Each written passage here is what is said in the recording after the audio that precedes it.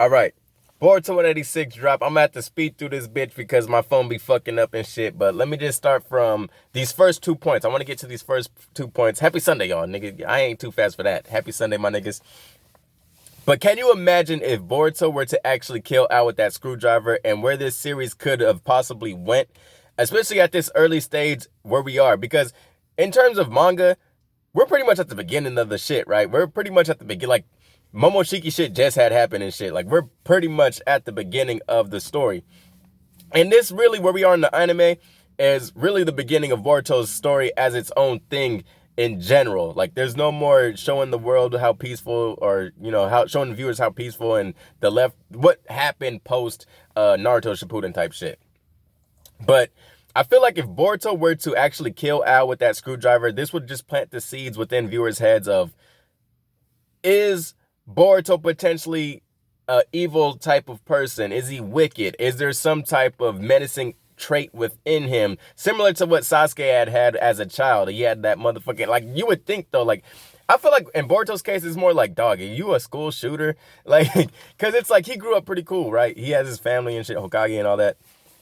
Although he has like some abandonment issues, but it would just plant a little bit of a seed, especially what's going to happen around the corner where we start getting more into the karma seal and shit like that. I feel like this would be a moment where you start to say, like, man, he did kill Al with that screwdriver, bro. Like, that's some cold-blooded shit. And speaking of Al, this is my 10th point, actually.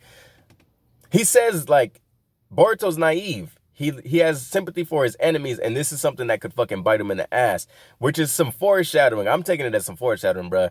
And it just has me questioning, because look, put it this way. Ao is not foolish of the accomplishments of the world that Naruto has built. He's not foolish of those. He has seen Naruto from that young motherfucker who had this crazy dream, and he has realized that dream. I was a witness of this shit.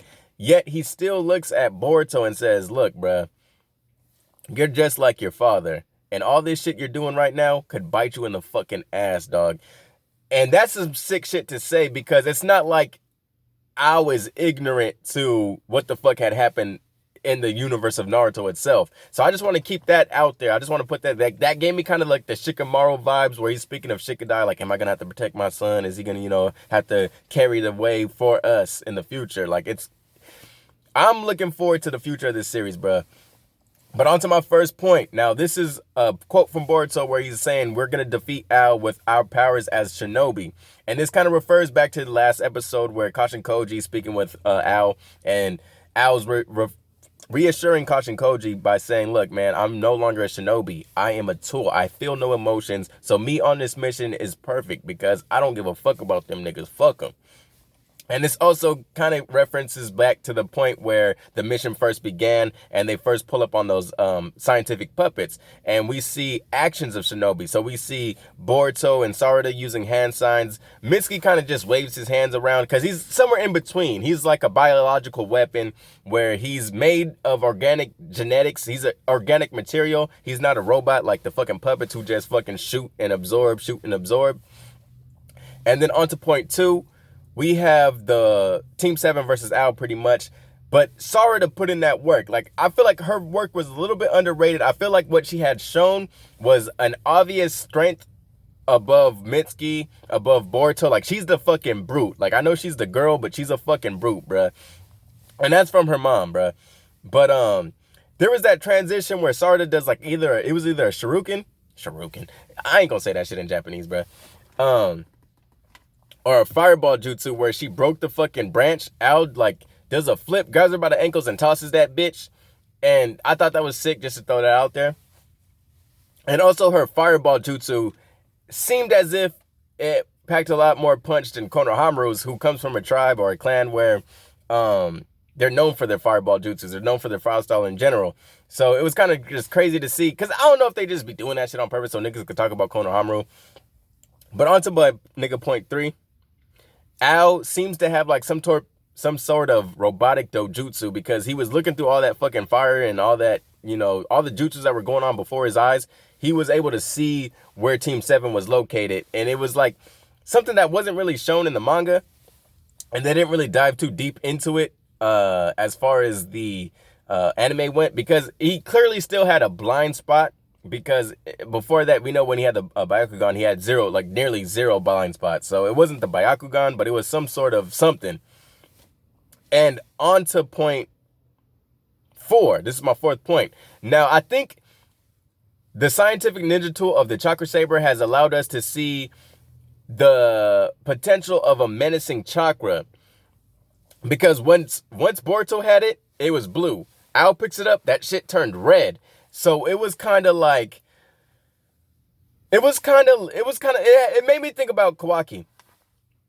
Because a lot of people have this theory about Ishiki's karma still being embedded within Kawaki just because of the shape of it. And they're usually talking about what's on the outside of his arm. Where I'm saying, look, bruh, there's no difference between Boruto's karma mark and Kawaki's karma mark as far as the outside of the arm goes. It's all the same shit. The only difference is most people haven't seen Boruto's full seal because he's always wearing a ripped sleeve. Like his shoulder's always covered.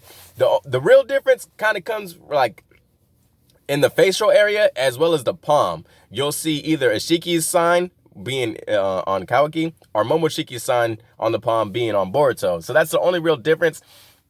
So, like, that karma seal could be anyone's. I'm still down to see if it's Ishiki. I'm still down for money to get Ishiki. But I don't want y'all to just be like, yo, that's Ishiki's just because the way it looks on the outside. It honestly is the same fucking design, bro, as Boruto's as far as the arm goes. Now, I'm going to skip down a couple of points because the past 2 were a little bit minor. So, this is my 7th point on this list. And it's really just elite. We get fucking Boruto flying in the fucking air, shitting on them drones and shit, throwing lightning shuriken, throwing fucking water style at these bitches, and then he lands, looks out in his fucking face and is like, yo, dog. Like, they have like a little back and forth, little banter where they're saying like, he's pretty much like, dog, I know you talking shit about my water style, but that's cool. You from the Mist Village. It's like a little tongue-in-cheek type of game between them. And this is where I kind of noticed, like, Boruto in this episode seemed like he like looked a little bit older. Like, he looked taller and everything. I know that there's different illustrators, there's different animators from episode to episode, but this one, whoever the fuck was behind this shit, gas, nigga. My nigga Boruto looking like he fucking 18 and a half already and shit. Not that old, but, you know, he looking at least a cool 15. Like, you could, you know, he's a grown man in some countries, you know.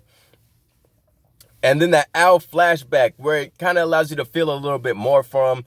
And my whole thing where I was thinking about him falling off that hospital bed was like, damn, this is that dude that fucking killed a fucking Hyuga clan member and stole that nigga's Byakugan.